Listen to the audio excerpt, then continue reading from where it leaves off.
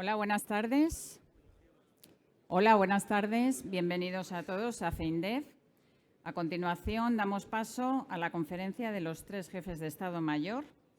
Daremos paso al ministro don Eduardo Serra Resac. El título es Expectativas de los ejércitos y de la Armada ante el nuevo ciclo inversor.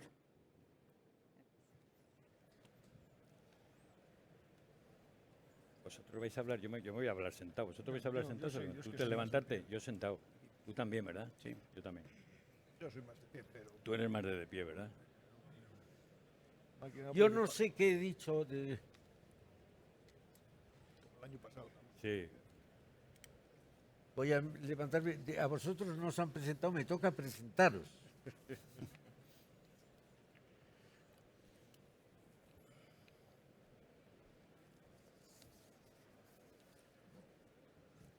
Voy a coger el otro papel. Han puesto esto, Sí, nos han puesto las sillas, estas No, aquí, con los esto gallini es y nos... suficiente. Que no es este. ¿Dónde está? El maletín. ¿No es cierto? Que me han dejado una conferencia diferente. ¿Te han traído una equivocada? Buenas tardes a todos. Creo que se oye, ¿no? El maletín. Quiero empezar dando las gracias al presidente de Tengo FEINDEF, aquí varias. Tengo Julián una García Vargas, por su invitación y a la organización y a todos ustedes por su presencia. Me corresponde este año otra vez el moderar, si es que hiciera falta, que no va a ser, el coloquio entre los jefes de Estado Mayor para hablar del nuevo ciclo inversor. Entonces, a la vista de los uniformes que veo, no será muy necesaria la presentación de los jefes de Estado Mayor, pero brevemente les diré que el jefe de Estado Mayor del Ejército, el general de Ejército Amador Enseñat y Barea, nació en el 60.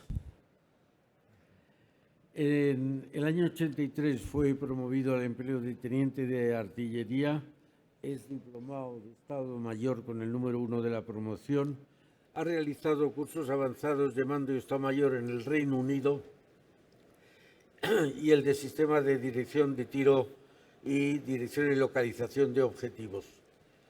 Yo creo que es muy importante, aunque lo tendré que repetir 3 veces, la experiencia de nuestros oficiales en general y nuestros generales en particular, en que, aparte de una carrera universitaria, todos se han formado en otros países, además de en España. Yo creo que es muy importante, después de un periodo largo de aislamiento de España, el que todos nuestros generales tengan a buen seguro mayor experiencia internacional que los civiles. En el año 2021 fue nombrado jefe del Estado Mayor, pero antes había sido director del Gabinete Técnico de la ministra de Defensa. Ha participado, además de la formación en el extranjero, en operaciones de la OTAN, de la Unión Europea y de Naciones Unidas, y ha participado en Bosnia y Herzegovina, en mi tiempo, en el Líbano, y ha sido segundo jefe de Estado Mayor para operaciones en el Cuartel General Internacional de Naciones Unidas en Nakuora. Es licenciado en Ciencias Políticas y Sociología y tiene un máster en la Fundación Ortega, hoy Ortega y Marañón. En segundo lugar, el almirante, el AGEMA, almirante Antonio Piñeiro Sánchez, también nacido en el 60, también en Galicia, ingresó en la Armada en el 79, obteniendo el empleo de alférez de navío en el 84. Ha estado destinado durante más de 12 años en buques de superficie, haciendo despliegues en el Mediterráneo, en el Golfo Pérsico y en el Pacífico Sur, y ha participado en varias ocasiones en agrupaciones navales de la OTAN. Sus mandos en la mar incluyen otros navíos menores, la fragata Álvaro de Bazán y el LHD Juan Carlos I, y fue comandante de quilla y segundo comandante de la fragata Almirante Juan de Borbón. Es especialista en comunicaciones, guerra naval y graduado otra vez en NATO Defense College, NADEFCOL, en el 2006. El general de Ejército del Aire y del Espacio, Javier Salto Martínez Aviales, el más antiguo de los tres aquí presentes, nació en el 55, es piloto de caza y ataque, también diplomado de Estado Mayor del Aire. Ha estado desde muy al principio en la Escuela de Reactores en la base de Gando, que fue su primer destino operativo, donde ya voló el F-5 y también después el Mirage, y ha realizado un curso con la Fuerza Aérea Norteamericana. Se graduó con el diploma de Estado Mayor y fue destinado al Estado Mayor general del Mando Aéreo de Canarias y en el mando de la OTAN en Nápoles. Como coronel fue designado a la 11 y a la base aérea de Morón y desde julio del 2006 al 2008 fue director de operaciones del Centro de Operaciones Aéreas Combinadas de la OTAN, el CAOC. Ha sido subdirector de gestión del mando de material de Maló y ha tenido puestos relevantes en el programa A400, en el EF, en el Eurofighter EF-2000 y ha sido nombrado jefe del Estado Mayor del Aire y del Espacio en marzo de 2017. Bueno, después de hacerle la presentación de los tres jefes, voy a ser muy breve. Ellos van a hablar, como les he dicho, del nuevo ciclo inversor. Yo creo que convendría, antes de hablar de eso, subrayar algunos de esos asuntos que todos los que hemos estado en el Ministerio de Defensa tenemos como recurrentes. El primero es la cultura de defensa. Si no hay cultura de defensa en un régimen democrático, no habrá dinero para las Fuerzas Armadas. Pero dicen, yo creo que todos los militares, pero especialmente los artilleros, que la gente se acuerda de Santa Bárbara cuando truena. Bueno, aunque sea por desgracia, ha tronado en Ucrania y ahora ya todo el mundo está de acuerdo en que hay que subir los presupuestos de defensa. Antes éramos muy poquitos los que defendíamos esa posición. Pero, en fin, gracias a Dios, ese obstáculo por el momento ha sido removido y esperemos que la remoción continúe una vez terminada la guerra de Ucrania. El no haber removido ese obstáculo con anterioridad ha hecho que Europa, durante más de 50 años, haya vivido mal acostumbrada, protegida por una potencia exterior que son los Estados Unidos. Eso ha hecho a la ciudadanía no darse cuenta de la importancia de la defensa y discutir si había que hacer primero una escuela o un hospital antes que tener un helicóptero o una fragata o un carro de combate. Bueno, ojalá aprendamos la lección y Europa vuelva a ser capaz de defenderse por sí misma. Una vez removido ese obstáculo, parece que tenemos una incipiente cultura de defensa, por lo menos los gobiernos no se oponen a incrementar los presupuestos de defensa. Hay que hablar de disponibilidades. España tenía, por desgracia, el moquete de ser el segundo país de la OTAN que menos gastaba en defensa, después de Luxemburgo, y ahora tenemos que ponernos a la par con los demás, lo que significa duplicar nuestras dotaciones presupuestarias. Yo creo que por el momento me consta que el Ministerio tiene la voluntad de hacer este incremento. veremos cuánto dura la voluntad política, porque eso es siempre. Recuerdo, todavía en época de Gutiérrez Mellado, al principio del Ministerio de Defensa, se hablaba y se aprobó una ley de dotaciones presupuestarias para las Fuerzas Armadas que corrió una suerte efímera, por decirlo de alguna manera. Además de hablar de disponibilidades, creo que hay un tercer punto, que es hablar, y aquí es una magnífica ocasión para comprobarlo, de las nuevas tecnologías. Se dice que la guerra de Ucrania es la primera guerra donde está luchando un Estado soberano como Rusia contra una empresa multinacional como Microsoft.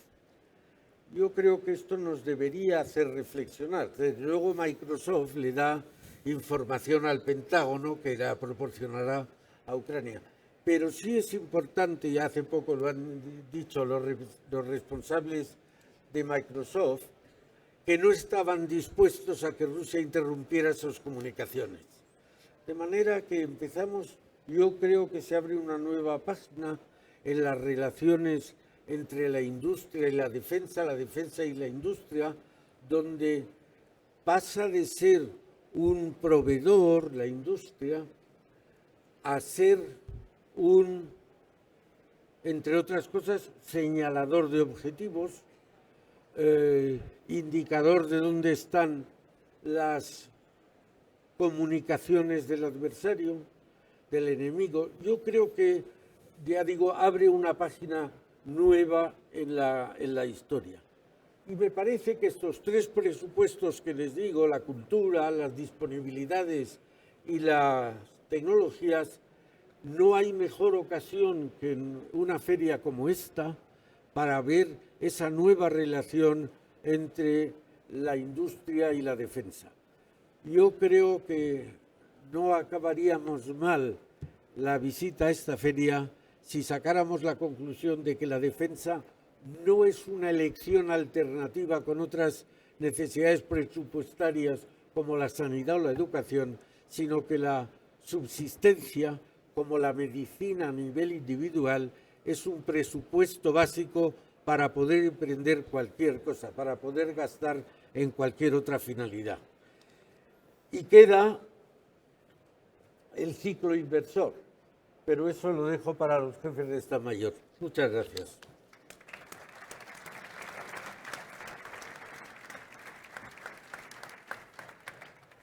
¿Por orden de antigüedad o por orden de ejércitos? ¿Cómo queréis?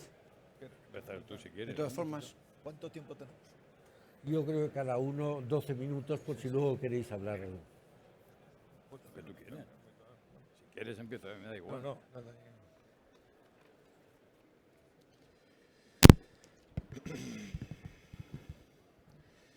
Ministro, general, almirante, ministro, oficiales generales, oficiales, suboficiales, señoras y señores.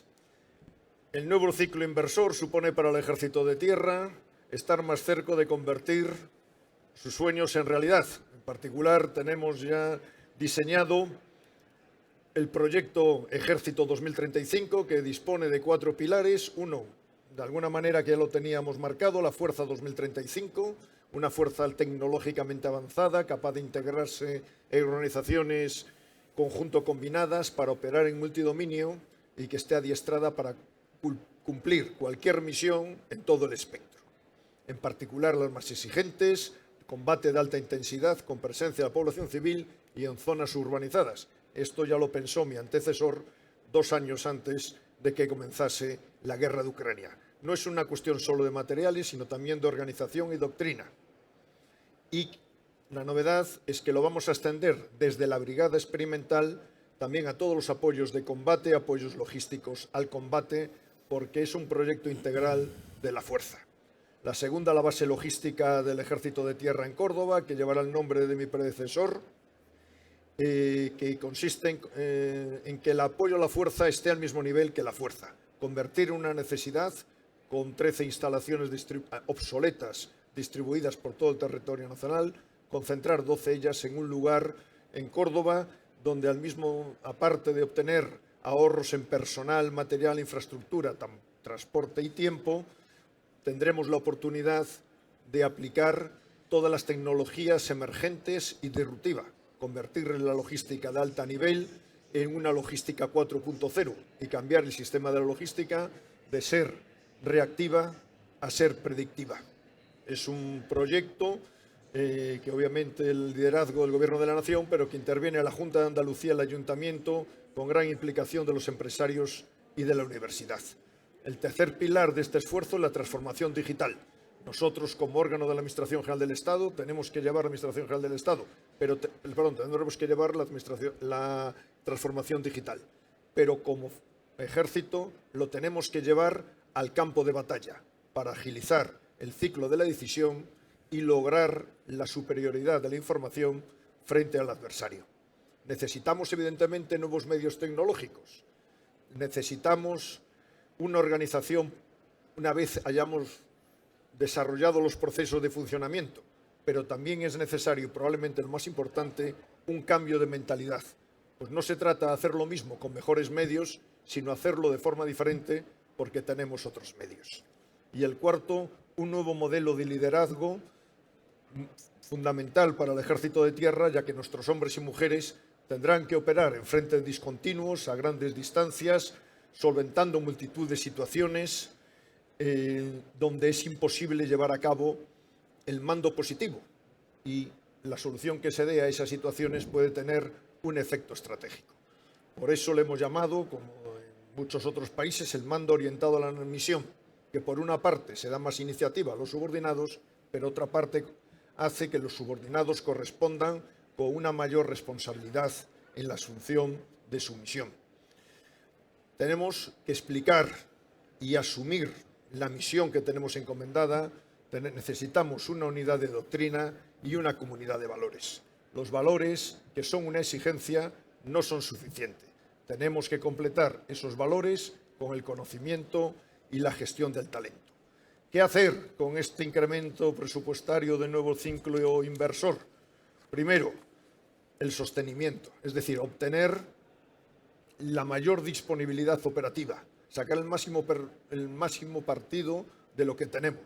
Es decir, que todo lo que tenemos funcione bien y que sea eficaz. Para ello, lo primero es completar los niveles, tanto de munición como de piezas de repuesto.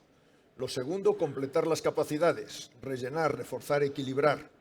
Tercero, modernizar las capacidades que ya tenemos. Cuarto, adquirir nuevas capacidades, aquellas que hemos perdido en los últimos años consecuencia de las restricciones presupuestarias, por ejemplo, como los lanzacohetes, o aquellas que los nuevos escenarios estratégicos nos demandan y las nuevas tecnologías nos puedan permitir.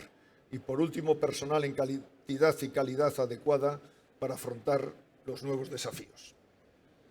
Tercero, una reflexión, aparte de una característica general, que antes teníamos muchas cosas que comprar, pero no teníamos créditos para hacerlo. Ahora estamos en una situación paradójica, que tenemos crédito para hacerlo, pero lo que queremos comprar no está en los almacenes. ¿Por qué? Por varias razones. Primero, porque tenemos la guerra de Ucrania, donde existen otras capacidades, y segundo, porque la industria pues, no tiene la capacidad para satisfacer así de repente todas estas necesidades. Pero por otra parte también las prácticas contractuales y la legislación contractual dificulta la adquisición plurianual. Unas características que dificultan la gestión de la adquisición de los sistemas de armas terrestres. Primero, la ausencia de una empresa líder. Así como la Armada pues, tiene la suerte de tener Navantia, el Ejército del Aire y del Espacio tiene la suerte de tener Airbus, nosotros nos encontramos con una gran fragmentación de industrias que producen los sistemas de armas terrestres, que al tener esa ausencia de referencia, pues a lo mejor falta un interlocutor con capacidad suficiente de, vamos a decir, de intervención frente al Gobierno de la Nación. También que haya muchas tiene unos efectos positivos, que hay una competencia, la competencia siempre es buena, pero muchas veces no se cubre, es necesaria la cooperación y muchas veces se quedan nichos sin cubrir. Después otro problema que tenemos nosotros es que falta alguien, no se puede ir a un comercio, a una industria y decir, oiga, quiero una brigada. Para mí sería mucho más fácil decir el 3+1 y tener una empresa que nos proporcione una brigada. Nosotros lo que tenemos es una multitud de capacidades que tenemos que adquirir y mucho tiempo para poderlos adquirir. Es como el que compre una fragata y le dan el casco y dice, bueno, a lo largo de los años iré comprando los subsistemas. Pues más o menos es lo que nos pasa a nosotros.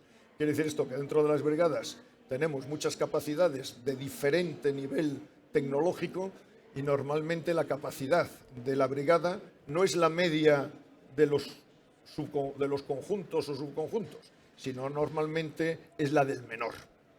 Quiere decir esto, y a esto pues me voy a repetir. Ahora, ¿qué queremos nosotros? Pues una carta a los Reyes Magos que cada vez estamos más cerca de que nos la puedan conceder.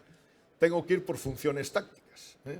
El mando y control, pues un sistema de mando que integre todas las funciones tácticas, que permita una Common Operational Picture, y a medio plazo un sistema de inteligencia artificial que nos ayude en la toma de decisiones. Programas que tenemos en curso, el sistema conjunto que afecta a los 3 ejércitos de radiotáctica y el programa MC3, que es la modernización de mando, control y comunicaciones del ejército de tierra. En inteligencia, programas que tenemos que podemos tener en curso, medio SAISTER, que es de inteligencia, vigilancia, reconocimiento, en particular los RPAS, micro y mini, el SIRTAP, el vehículo de exploración y reconocimiento terrestre de caballería y el vehículo de vigilancia terrestre. A medio plazo tenemos que tener unos sistemas que automaticen el flujo de la información con la irrupción de sistemas de análisis de inteligencia artificial para la gestión de datos, los algoritmos de análisis de esos datos para obtener la inteligencia que se pueda transformar, obtener la información que se pueda transformar en la inteligencia. En maniobra, el vehículo 8x8 Dragón, que ya hemos recibido los primeros vehículos, el vehículo de apoyo a cadenas, que lo acabamos de presentar, la modernización del vehículo de caballería de combate y de reconocimiento, el misil Spike LR2, y así como todo también respecto a los helicópteros, pues continuar con la adquisición de los helicópteros NH90, la modernización de los CH-47, que creo que hemos recibido ya la mitad, la modernización del Tigre y la sustitución del helicóptero de enseñanza y apoyo HC-135. Respecto a los fuegos, en artillería de campaña tenemos que trabajar en las nuevas municiones, la Base Bleed, la munición merodeadora para aumentar la precisión, para aumentar el alcance, porque cuanto mayor precisión tengamos, menor munición necesitaremos, con lo cual se solventa un gran problema logístico. El otro día que estaba con el GM ucraniano en una reunión decía, mire usted, o nos pueden dar mucha munición o nos puede dar munición más precisa y con mayor alcance. Si nos dan lo segundo, tendrá mucha necesidad de mucha menos munición.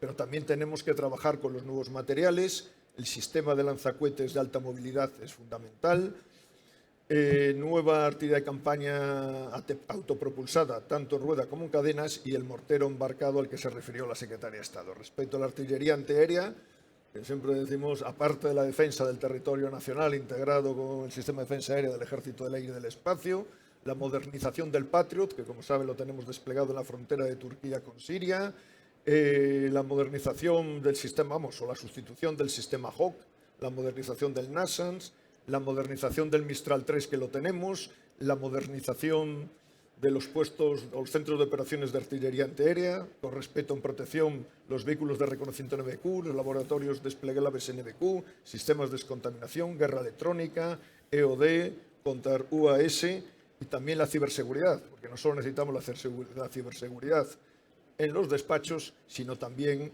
en el campo de batalla. Respecto a movilidad y contramovilidad, el vehículo de zapadores Castor, que ya estamos recibiendo los ejemplares, vehículos lanzapuentes, cadenas ruedas, carros de zapadores. Y apoyo logístico, robotización, automatización, llevar el mantenimiento a vanguardia para no tener que llevar la recuperación a retaguardia, más formaciones hospitalarias, porque la guerra convencional va a tener más bajas, ya no es un herido, sino vamos a tener bajas en masa, y los módulos de campamento, bien para alojar a nuestras tropas, bien para alojar a los refugiados y desplazados o en apoyo a las autoridades civiles e migrantes. Hemos diseñado todo eso en una visión del ejército de tierra, camino de un ejército integrado, moderno, equilibrado y sostenible. Perdón por esta carta a los Reyes Magos con tantos elementos. Me gustaría decir que necesitaríamos 3 más 1 más 6 brigadas, pero esto es mucho más difícil que pedir eso. Muchas gracias.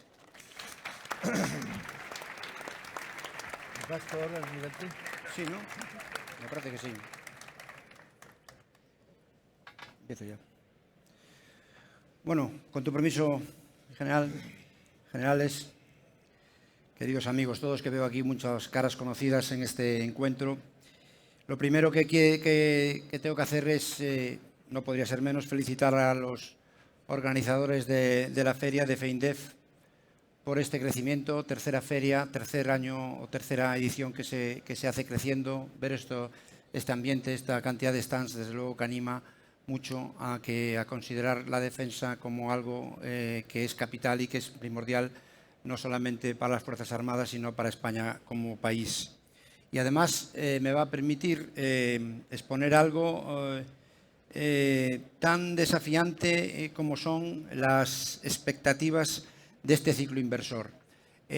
Yo no voy a... si alguien espera que yo le explique aquí cómo van los programas y si vamos a hacer no sé cuántos submarinos o fragatas o cosas de este tipo, no voy a hacer hincapié en esto. Yo creo que el foro en el que estamos aquí somos gente que estamos un poco interesadas por la defensa y todo el mundo creo que conoce ya de antemano los programas en los que la Armada está metida, que van bien, unos mejores que otros, obviamente, unos con más dificultad que otros, pero las cosas, uno lee un poco las revistas especializadas en la prensa y ve cómo va la marcha del programa y cómo estamos aprovechando este ciclo inversor. Yo he orientado esta pequeña charla, estos 10 minutos o 12 que me han dado para dirigirme a ustedes, un poco en mostrarles cuáles son un poco las preocupaciones de la GEMA ante este periodo que se nos avecina y que creo que sería bueno compartirlo con todos ustedes, ¿no? Y es verdad, todo arranca con la guerra de Ucrania. Cuando yo era un tierno alumno del curso de Estado Mayor, no había ninguna conferencia que pudiese considerarse como digna si no hablaba con la caída del muro de Berlín. Ahora es la guerra de Ucrania. No podemos comenzar ninguna charla hablando de defensa si no hablamos de la guerra de Ucrania. Pero ahí está, es una realidad en el corazón de Europa y lo que nadie se imaginaba, aquí lo tenemos. ¿Qué pasó? Pues todas las naciones europeas, las organizaciones internacionales de seguridad y defensa, revisan sus planeamientos y deciden incrementar sus presupuestos de defensa. Y es verdad que el esfuerzo del Gobierno es palpable en estos últimos tiempos, el año pasado y este año, incrementando de una manera fuerte el presupuesto de defensa. Y es verdad también que toda esta inversión que estamos recibiendo, las Fuerzas Armadas, pues está permitiendo recuperar capacidades perdidas. A ver, hemos pasado, todos somos conscientes, una época muy difícil. Llevamos ya muchos años pasando una época muy difícil de escasez de presupuestos, de pérdida de capacidades, algunas totalmente, otras muy degradadas, y que se hacía necesario recuperar. Yo recuerdo a mi antecesor, el querido Gemma Martorell, que él en la época difícil que al principio que le tocó vivir, la época de la pandemia, él siempre manteniendo firme el timón para aquello de mejorar el presente y preparar el futuro, ¿no? Que era su lema al que él, cuando tomó el mando de la Armada, estaba convencido de que había que seguir. Luego le vino de repente esta inyección económica y hubo que cambiar el paradigma. Y es cierto que estamos recuperando, que vamos a recuperar capacidades. Pero una preocupación que yo tengo es que los sucesos de la revolución tecnológica que está impactando tanto que es que ya no basta con recuperar. Es que las cosas que estamos recuperando a lo mejor se nos quedan obsoletas antes de que entren en servicio. Los ciclos, los años que se tardan en poner una unidad en servicio empiezan a ser una eternidad comparada con la velocidad de la revolución tecnológica. Y ya no basta con recuperar. Hay que recuperar y casi a la vez modernizar y evolucionar. Eso que habíamos pactado, que todos los estados mayores habían diseñado aquel paradigma de primero recuperamos, luego modernizamos y a continuación evolucionamos. Bueno, pues esto se nos está viniendo abajo porque hay que hacer las tres cosas casi al mismo tiempo. Porque si no lo hacemos, estamos en peligro de quedarnos obsoletos otra vez. Todo esto tenemos que hacerlo rápido, como bien he dicho. Y resulta que, ¿cuál es la consecuencia? Lo que tenemos que aspirar es a tener en mente estos cambios con la única misión que yo creo que tiene la Armada, que hay que tenerla muy clara, que es poner al servicio de la acción conjunta aquellas capacidades que son distintivas de la Armada y específicas de la Armada, como son la proyección del poder naval, el control del mar y la contribución a la acción del Estado en la mar. Todo esto es lo que lograremos en caso de que llevemos a cabo o asumamos esta revolución tecnológica en la recuperación de capacidades de que me refería al principio. Pero claro, esto no es cuestión de ir a la tienda y comprar las cosas, como bien decía el GEME. Esto requiere un tiempo. Y ese tiempo pues necesita una continuidad en el ciclo inversor. Efectivamente, el año pasado recibimos una fuerte inyección, este año otra fuerte inyección, pero esto tiene que ser una cosa que se prorrogue en el tiempo y que dé tiempo a adquirir y a modernizar esas capacidades que se han degradado. Y todo esto, desde mi punto de vista, plantea tres retos fundamentales, desde mi punto de vista. El primero es que tenemos que ser capaces de incorporar con agilidad los desafíos tecnológicos emergentes y especialmente los disruptivos que se están poniendo de manifiesto en la guerra de Ucrania. La guerra de Ucrania, como siempre que hay un conflicto de estas dimensiones, ofrece un montón de lecciones aprendidas que los Estados mayores no pueden dejar de lado. Tenemos que estar muy atentos a esto, lo que está ocurriendo, para ser capaces de asimilar todo lo que allí está ocurriendo y ponerlo de manifiesto en nuestras inversiones, en nuestras capacidades, en nuestra recuperación de capacidades. Claro, esto, ¿qué ocurre? En la parte naval, nosotros, y es cierto lo que dice el GEME, tenemos la gran ventaja de tener a Navantia a nuestro lado, con todo como empresa tractora y que es capaz de arrastrar a muchas empresas en todas las inversiones y todas las construcciones que hacemos. Y esta simbiosis entre la Armada y Navantia nos puede ayudar a incorporar rápidamente estos cambios en nuevas construcciones, ¿no? Entonces tenemos que ser capaces de incorporarlas con agilidad. El segundo reto que se nos presenta es que la Armada, nosotros, los que somos protagonistas, tenemos que ser capaces de asimilar esa revolución tecnológica, esas nuevas tácticas, técnicas y procedimientos que se producen en Ucrania, en la guerra de Ucrania, y tratarlas de ponerlos en nuestros planes, en nuestras experimentaciones que hagamos, en nuestro desarrollo conceptual, los Estados mayores, de decirle a la industria qué es exactamente lo que queremos en cada momento. Ser concretos y que pongamos los pies en el suelo. Y el tercer reto es dedicado a la industria.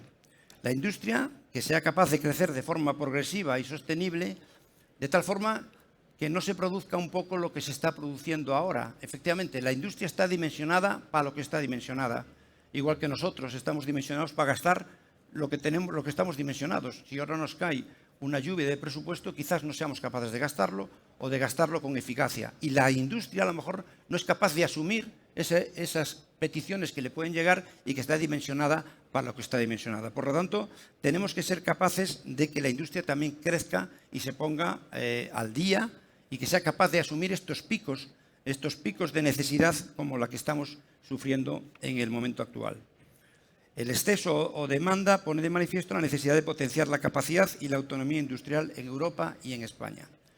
Estos son los tres retos que a mí me preocupan y que yo creo que debemos ponernos manos a la obra para alcanzarlos. Y además esto debemos hacerlo también, ojo, con los pies en el suelo y paso a paso, sin hacer nada, sin adquirir ninguna capacidad que luego no se pueda mantener y que nos quede inoperativa en un corto espacio de tiempo, o que el personal tan importante en todo este proceso y que tan poco se nombra no sea capaz de manejarlo con eficacia y con la formación y en cantidad que se necesita. Y otra vez, para todos estos retos se pone de manifiesto, y otra vez hago esta reclamación, de que la necesidad de contar con una estabilidad presupuestaria en el largo plazo, vital. Si no, no lograremos lo que tengamos que lograr. Si nosotros logramos superar estos retos y trabajar con esta agilidad que nos demanda la situación actual, hay que estar seguros que la Armada recuperará capacidades muy deficitarias e incorporará nuevas mediante la apuesta decidida por tecnologías emergentes y disruptivas que modernizarán y evolucionarán la flota, para que la Armada siga siendo decisiva y relevante en la defensa de los intereses de España. Estas son las reflexiones que quería poner a vuestra disposición por si hay alguna pregunta. Muchas gracias, almirante.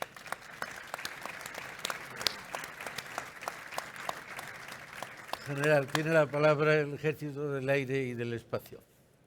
Muchas gracias, ministro. Ministro, general, almirante, compañeros, amigos. Estoy encantado una vez más, otro año, de estar aquí para analizar la situación actual y el futuro del Ejército del Aire en el contexto de un nuevo ciclo inversor. Y quiero empezar con una reflexión. Estoy en un consejo de jefes de Estado Mayor con 3 gallegos.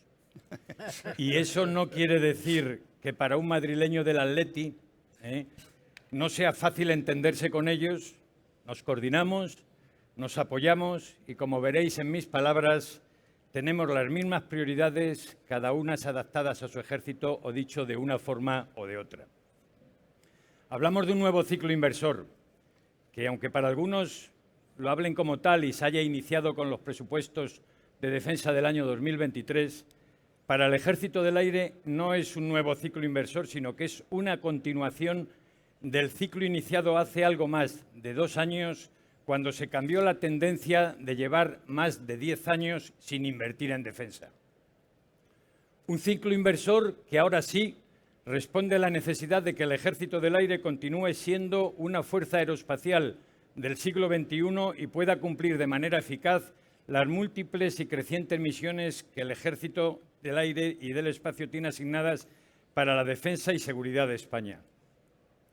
Las prioridades del Ejército del Aire, dicho de la manera, de la forma en que lo voy a decir, pero que coinciden prácticamente con las que han dicho el general y el almirante, en este ciclo inversor, teniendo en cuenta y siempre previendo que continúe el ciclo inversor como está previsto hasta el año 2029, son, en primer lugar, mantener la operatividad de las capacidades que ya tenemos, recuperar capacidades perdidas o que van a cumplir, incorporar nuevas tecnologías y capacidades innovadoras y recuperar el personal perdido progresivamente desde 2008, que aunque estemos en un foro industrial, creo que hablar de personal hay que hacerlo de todas formas. Todas las prioridades tienen la misma importancia, pues no están ninguna de ellas solapadas en el tiempo ni son excluyentes entre sí, y todas ellas son esenciales para el cumplimiento de nuestras misiones, tanto en territorio nacional como de los compromisos que tiene España con países amigos y aliados en el marco de la OTAN, la Unión Europea o Naciones Unidas. Y en este punto, igual al que han hecho mis predecesores, quiero recalcar que para mantener con éxito el ciclo inversor, cualquier ciclo inversor, el Ejército del Aire necesita tiempo. Tiempo para que se puedan materializar las acciones que tomes en el ciclo inversor. No basta poner el dinero, hay que ponerlo con antelación. Necesitas tiempo para poner al día sus flotas y recuperar capacidades perdidas. Los aeronaves, los repuestos, las infraestructuras no vienen cuando se piden. Algunos tardan plazos largos como 3 años, algunas incluso 8 o 10 años. Y por ello la importancia del esfuerzo económico de un buen ciclo inversor como el que tenemos, pero también tendría que estar añadido de una estrategia industrial y de una ley de financiación de la defensa que nos diese estabilidad financiera plurianual. Como he mencionado, nuestra finalidad o nuestra prioridad número 1 es mejorar el sostenimiento de lo que tenemos. Y eso es lo que estamos haciendo desde que se inició el ciclo inversor hace 2 años, cuando cambió la tendencia negativa que teníamos. Y ahora, en este nuevo ciclo inversor, debemos continuar con el sostenimiento, dotarnos de repuestos, dar la máxima prioridad a nuestras flotas, sostener adecuadamente las infraestructuras, hangares, pistas, ayudas a la navegación, sostenimiento de nuestras bases aéreas como elemento fundamental para la operación del Ejército del Aire, mejorar el sostenimiento de nuestros pilotos, el adiestramiento de nuestros pilotos, mejorar nuestros simuladores adquiriendo sistemas de simulación más avanzados y todo ello siendo necesario para el cumplimiento de nuestra misión y mantener la disponibilidad y capacidad de respuesta que caracteriza al Ejército del Aire. Como prioridad número 2 ha sido, sigue siendo y será en los años venideros del nuevo ciclo inversor recuperar capacidades perdidas o aquellas que van a cumplir. En este sentido, como decía antes, vamos bien, ya que durante estos años hemos cambiado la tendencia y tenemos flotas cada vez más modernas formadas por sistemas tecnológicos de última generación y del máximo nivel tecnológico. Hemos ido renovando la flota de helicópteros con el NH-90, el transporte aerotáctico con el A400M, impulsado capacidades ISR con el Predator Bravo, capacidades canterúas con el Crown. Estamos modernizando el sistema de mando y control, incluyendo radares de vigilancia. Estamos en vías de recuperar el aerotransporte y el Medevac interteatro, potenciando simultáneamente nuestra capacidad de reabastecimiento en vuelo con el A330 MRTT y estamos en proceso ya de implantación de un nuevo sistema más moderno de enseñanza en vuelo, unos sistemas integrales de entrenamiento que ya ha empezado con el PC-21, la Pilatus, en la Academia General del Aire y este año empezará en la Escuela de Helicópteros con el H-135. Es cierto que hemos firmado ya nuevos contratos. También es positivo el contrato Halcón para la adquisición de 20 Eurofighters para sustituir los F-18 de Canarias, el de transformación de los A330 en MRTT, los H-135 y los NH-90.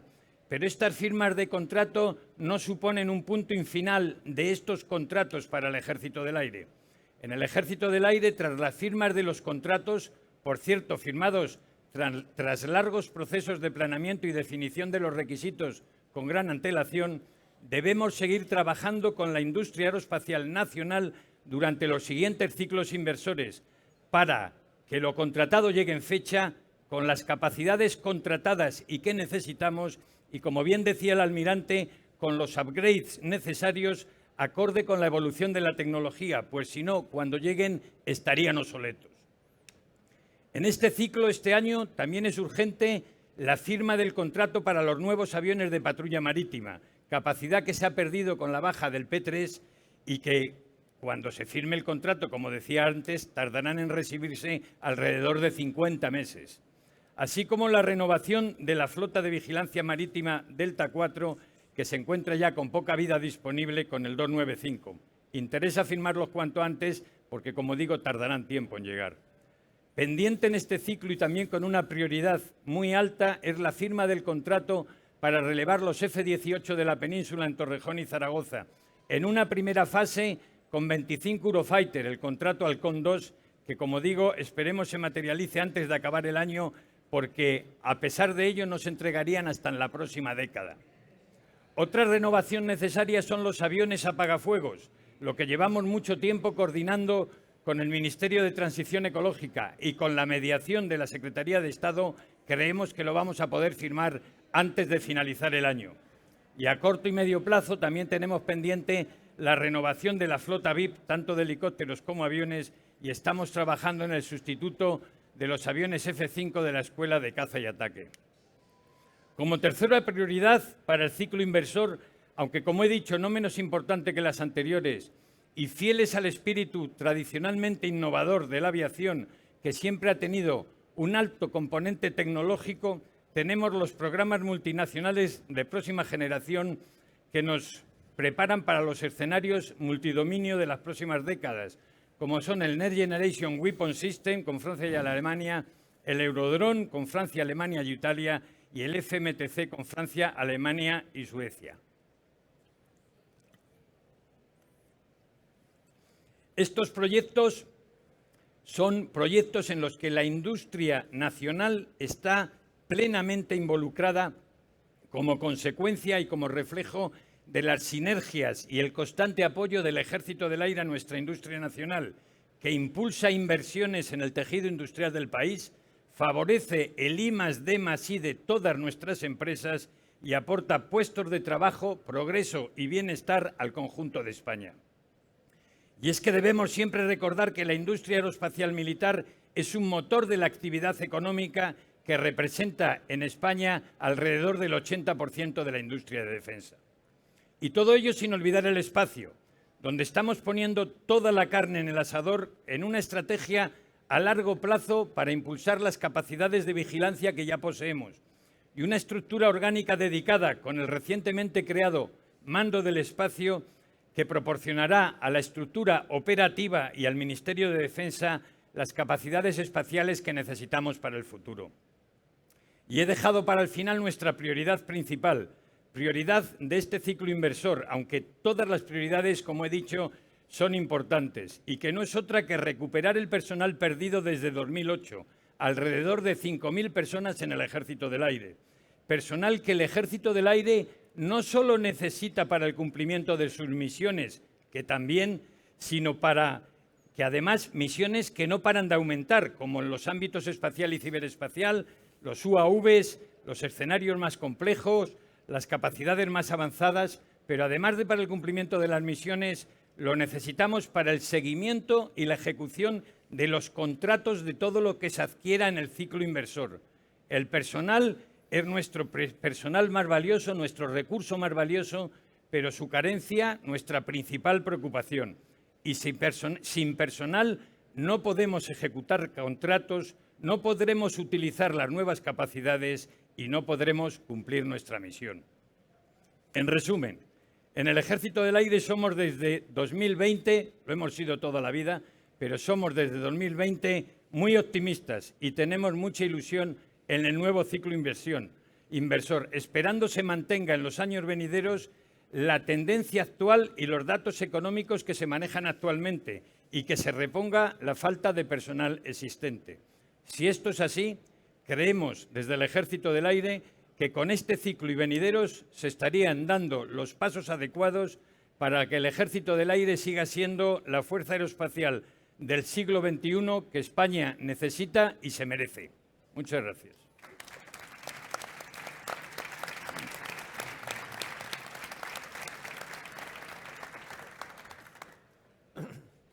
Muchas gracias, generales, muchas gracias, almirante. Nos queda todavía un rato para poder conversar ya después de haber hecho la exposición de cada ejército.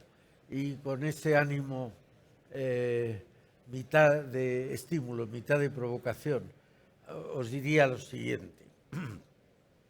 Las nuevas tecnologías son esta vez muy horizontales, aplicables a los tres ejércitos. No es prioritaria solo para uno, es igual de prioritaria para los tres. Yo recuerdo en el Pentágono, allá por el año 2000, un almirante me dijo que el principal defecto que habían visto en sus propias capacidades era la falta de entrenamiento, la falta de hacer operaciones conjuntas de los tres ejércitos. Yo creo que por un lado, esa necesidad de actuar conjuntamente que ya habéis puesto alguno de vosotros de manifiesto. Y con el carácter horizontal de las nuevas tecnologías, hago una pregunta, repito, un poco provocadora. ¿No os parecería importante que los tres ejércitos pudierais crear, y a lo mejor con cooperación de la industria, una oficina tecnológica que vaya diciendo, lo habéis puesto de manifiesto los tres? Una cosa es mantener o sostener las capacidades actuales, otra cosa es recuperar las perdidas y otra cosa es incorporar las nuevas. Pero de verdad, yendo a la práctica en la que vosotros sois expertos, nadie sabe cuáles van a ser esas nuevas posibilidades que den las tecnologías. Me gustaría saber ¿cómo veríais esa capacidad de actuación conjunta en lo que es la captación de las nuevas tecnologías en lo que podrían pertrechar a los tres ejércitos? Bueno, no sé si quieres. Yo creo que nosotros trabajamos conjuntamente en el día a día y coordinadamente en todo, ¿eh? Y, por supuesto, en el futuro vamos a coordinar más conjuntamente.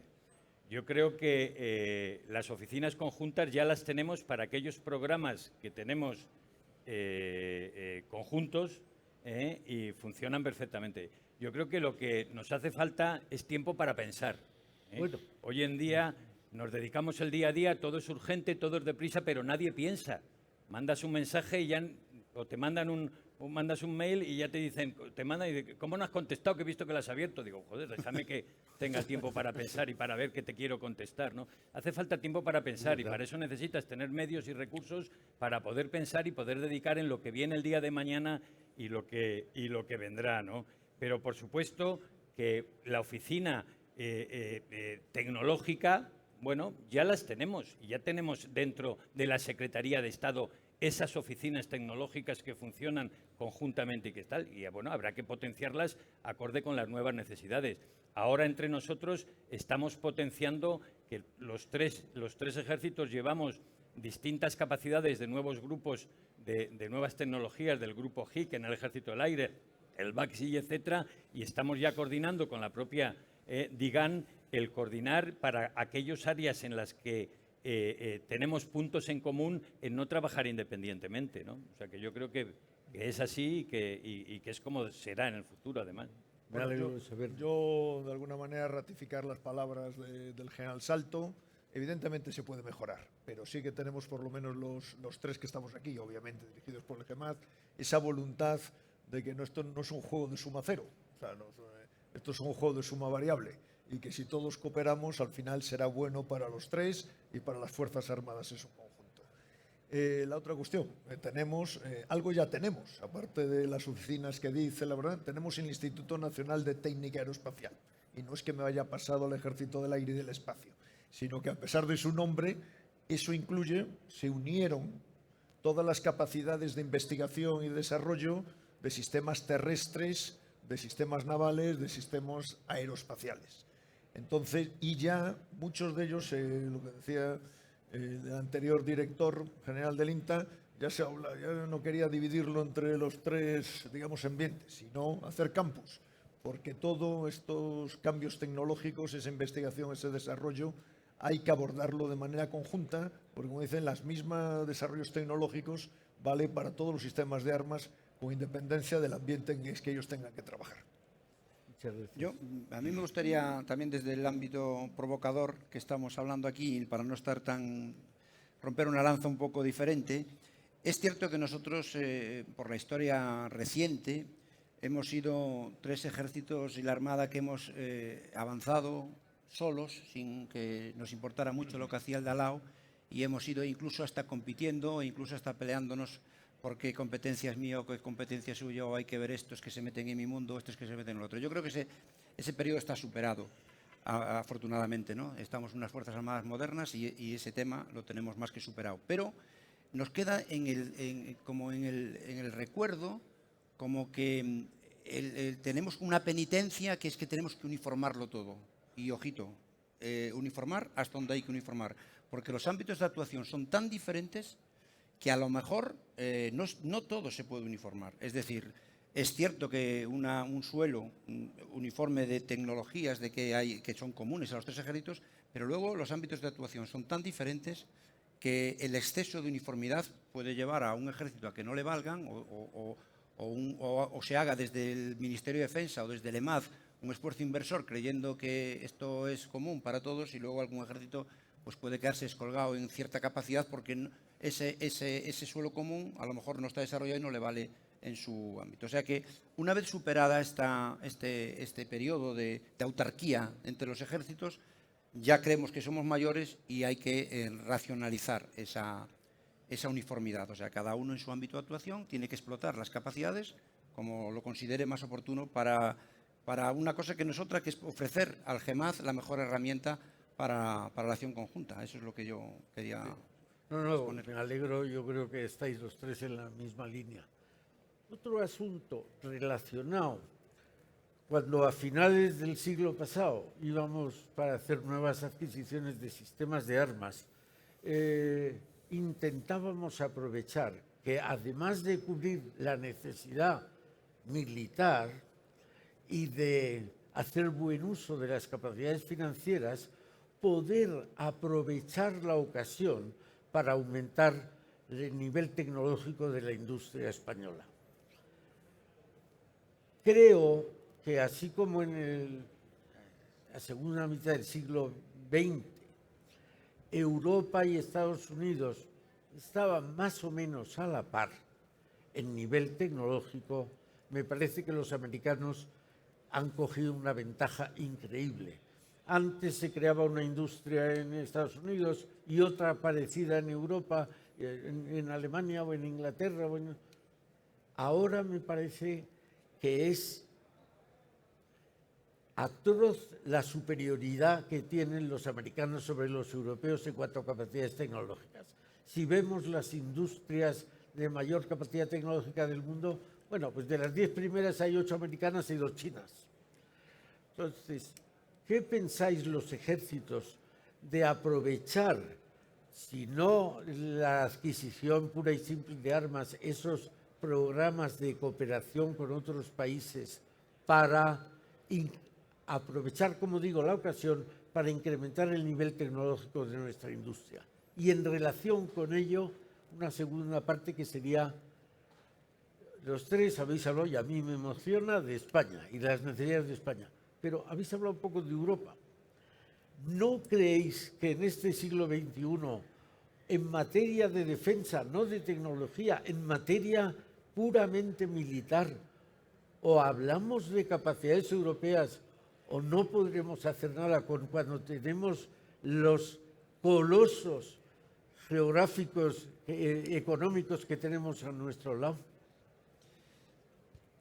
A ver, es cierto lo que dice el ministro, de que el gap tecnológico ya era una realidad. Cuando yo era un teniente navío y estaba en las F-100, nos presumíamos los que estábamos en las F-100 que ese gap nosotros desde el F-100 lo teníamos más o menos controlado en la mar, porque si participaba uno en agrupaciones de la OTAN, es cierto que el barco americano pues siempre tenía más tal de colaborar con nosotros, porque estábamos un poco las capacidades más o menos similares, y algunos otros barcos no los metían en el juego de determinados ejercicios en la mar, ¿no? La F-100 como que tenía un privilegio para trabajar con ellos. Ese gap tecnológico de aquella época se ha aumentado increíblemente, hasta el punto que yo creo que hasta los Estados Unidos, en conversaciones que yo he tenido, ellos reconocen como que es un gap que a veces les impide trabajar.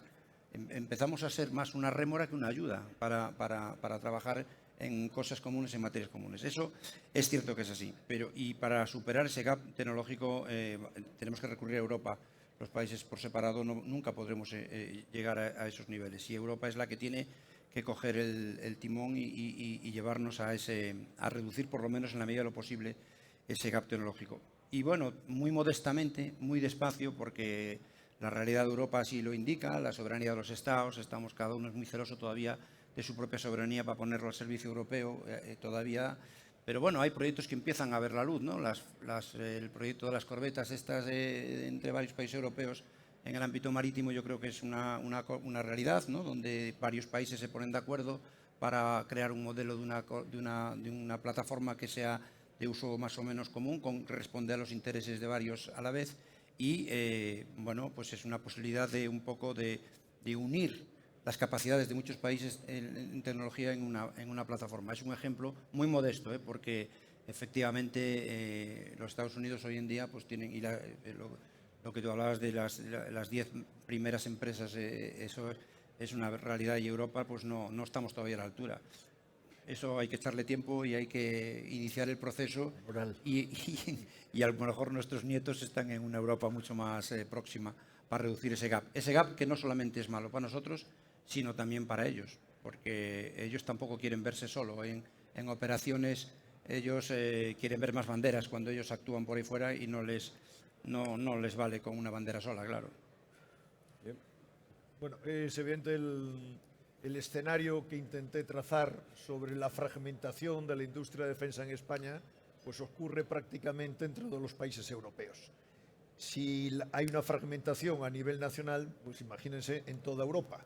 No obstante, coincido con el almirante que solo cabe que obtener pues un menor gap con Estados Unidos si de verdad a nivel europeo nos tomamos en serio la cooperación tecnológica y la Agencia de Defensa Europea de verdad cumple o los estados le dan el poder para que cumpla con sus finalidades. Nosotros a nivel nacional y en particular el Ejército de Tierra, bueno, pues estamos intentando dentro de la medida de nuestras cortas posibilidades de alguna manera contribuir a que ese gap sea menor. Ya desde hace ya unos cuantos años, unos de 5 o 6 años, tenemos unas reuniones, el Foro de Toledo, donde empresas, el Ejército de Tierra y los centros de investigación, nosotros damos nuestras necesidades operativas para que las empresas se centren en nuestras necesidades. Y las empresas nos dan las posibilidades tecnológicas para nosotros pedir o exigirles lo que necesitamos, pero que sea de alguna manera alcanzable a corto plazo, y lo mismo con los centros de investigación, lo tenemos desarrollado en grupos de trabajo y estas cosas. Pero efectivamente, si Europa tiene que estar unida primero a nivel político, después a nivel industrial y luego a nivel militar, para alcanzar esa soñada autonomía estratégica, ¿no? Que he definido así, que operar con otros países siempre que se pueda o operar solo siempre que se necesite. Bueno, yo no sé si la pregunta se ha hecho en tono negativo, que debemos hacer o mejorar o capacitar. Yo lo veo de un punto completamente distinto. Yo creo que nosotros no tenemos que infraconsiderarnos. Yo creo que nosotros estamos al más alto nivel tecnológico europeo y mundial, al menos en la industria aeroespacial, al más alto. El Ejército del Aire, la industria aeronáutica o la industria aeroespacial española lleva participando en programas de la más alta tecnología multinacionales desde finales de la década de los 80. Y está al más alto nivel tecnológico que todas ellas. Y no tenemos nada que desear de ninguno de nosotros. Ahora bien, no hay que olvidarnos que somos España. Muchas veces queremos ser Estados Unidos o queremos ser el Reino Unido. No, no. Tenemos que tener el nivel de ambición de España. Tenemos que estar en todos sitios, hacer de todo, construir todos los aviones. Pues a lo mejor no, somos España. Para la España que somos y el nivel que tenemos, creo que tenemos una industria, al menos aeroespacial, al más alto nivel mundial.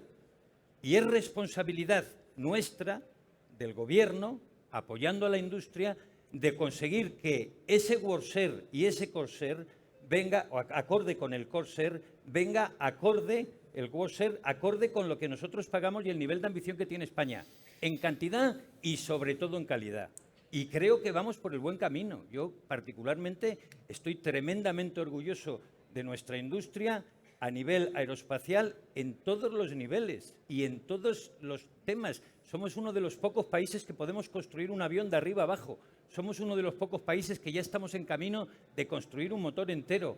En radares lideramos, en simuladores lideramos, en equipos de APUs y cosas. El Reino Unido, todos los países utilizan de industrias nuestras, en sistemas electrónicos. No tenemos nada más que merecer que no somos Estados Unidos, que somos España. Y al nivel de trabajar en Europa, en esa línea vamos, con el apoyo de todo, creo que vamos por muy buen camino, y lo que no tenemos que hacer es aflojar ni desde el Gobierno ni en la industria en exigir todo lo que nos corresponde acorde con lo que aportamos en misiones, económicamente, y el prestigio y lo que somos, que es España. Me encanta oírte. Ahora, cuando terminemos, me gustaría que me digas las señas del Apple y el Google y el Facebook españoles, porque estoy deseando conocerles. Y también cuentan para las Fuerzas Armadas, empresas de ese tipo. Una vez solventado más o menos de este tema tecnológico industrial, me gustaría, todavía tenemos 10 minutos, que me contestarais. Yo creo que una de las cosas que han pasado más desapercibidas para la sociedad civil española es que las Fuerzas Armadas, que al principio de cuando la transición parecía que eran renuentes, no sé qué. Yo creo que sois el grupo social que mejor se ha aclimatado al ambiente democrático. Me parece que las Fuerzas Armadas han dado un ejemplo a muchas otras instituciones españolas de cómo se puede vivir en democracia, manteniendo la eficacia, a lo mejor no los presupuestos, pero sí la eficacia, la disciplina, la moral de los militares. Me gustaría saber vuestra opinión de cómo pensáis que está eso ahora. Las operaciones internacionales han contribuido una enormidad, ha habido mucha interrelación, pero ¿pensáis que todavía falta algo o es una labor ya terminada? Bueno, no sé, ¿quieres empezar tú o quieres que diga? Bueno, claro, pues empiezo ¿Quieres yo. empezar? Hombre, yo creo que en los últimos 40 años nos hemos ido adaptando, y como ha dicho usted, evolucionando conforme a las variaciones de la transición española primero, las evoluciones de la sociedad, del régimen político, por otra parte, a los cambios en la situación estratégica internacional. Cuando uno echa la vista atrás y ve, el otro día cumplía yo los 40 años de salir de la academia. Dice, el ejército que teníamos entonces, o el ejército de tierra, las Fuerzas Armadas, no se parecen nada a lo que tenemos ahora. Hemos visto primero el ingreso de España en las organizaciones internacionales de seguridad y defensa, la participación en misiones en el exterior, participación de misiones en el interior debido al apoyo de las autoridades civiles ante todo el caso de trabajos, la profesionalización del ejército, la incorporación de la mujer sin ningún régimen de cortapisa y, sobre todo ahora, con una consecuencia benéfica de la situación desgraciada pues que hemos tenido que afrontar, catástrofes naturales, la pandemia, la llegada de migrantes y hasta un volcán, estamos en el nivel más alto de prestigio que tiene la sociedad. Yo siempre digo, cuidado, cuando uno está arriba también tiene muchos más enemigos. Pero nos queremos, tenemos el cariño y vivimos una luna de miel con nuestra sociedad.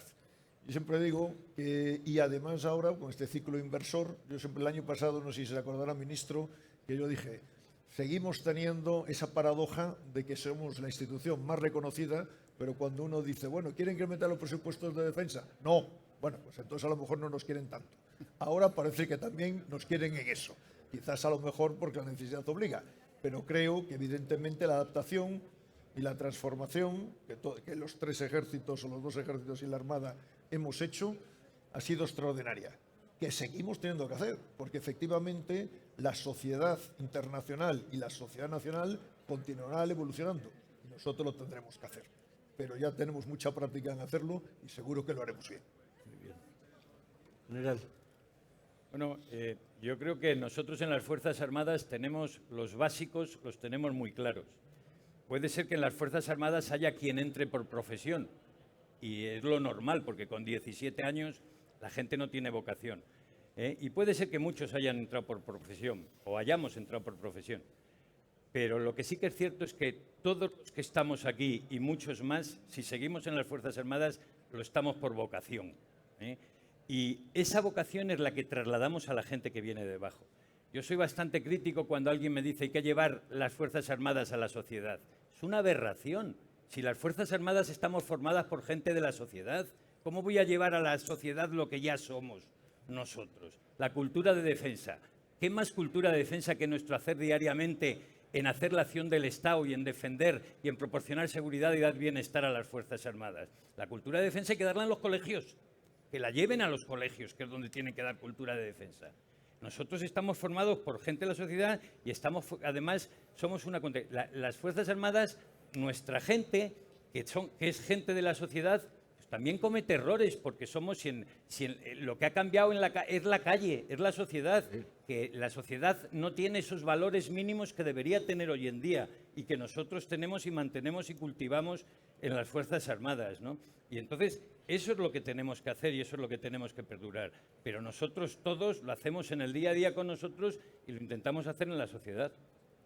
Sí, Almirante. yo un poco redundando en lo que dice el GEMA, tareas pendientes yo no veo que nos quede algo que hacer para esto, ¿no?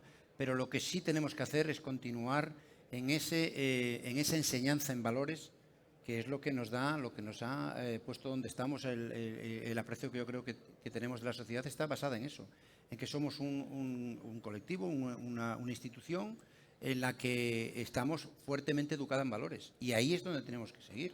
Yo siempre digo que la enseñanza, que es la piedra angular de todo esto, de todo este edificio, y nuestras escuelas son lo que tienen que seguir transmitiendo. Educar a la gente que entra en la Armada o en las Fuerzas Armadas en valores. El honor, valor, disciplina, lealtad, espíritu de sacrificio, todo eso es lo que lleva al comportamiento que han tenido las Fuerzas Armadas en los últimos 40 años y lo que seguirán teniendo a lo largo de los años si somos capaces de conservar este nivel de excelencia en la enseñanza y de excelencia en los valores. Eso es la clave yo de este tema. Muy bien, pues creo que hemos llegado al final. Muchas gracias a los tres. Ha sido un broche de oro esto que habéis dicho a vuestra manera cada uno de reiterar la 10ª de Calderón, de aquí la más principal hazaña. Yo creo que, alguno lo habéis dicho, si falta algo es transmitir, trascender a la sociedad civil que no pierda, que no deje, que no olvide esos valores que hacen la vocación en las Fuerzas Armadas y que también pueden ser aplicables a muchas otras instituciones. Muchas gracias y muchas gracias a ustedes por todo.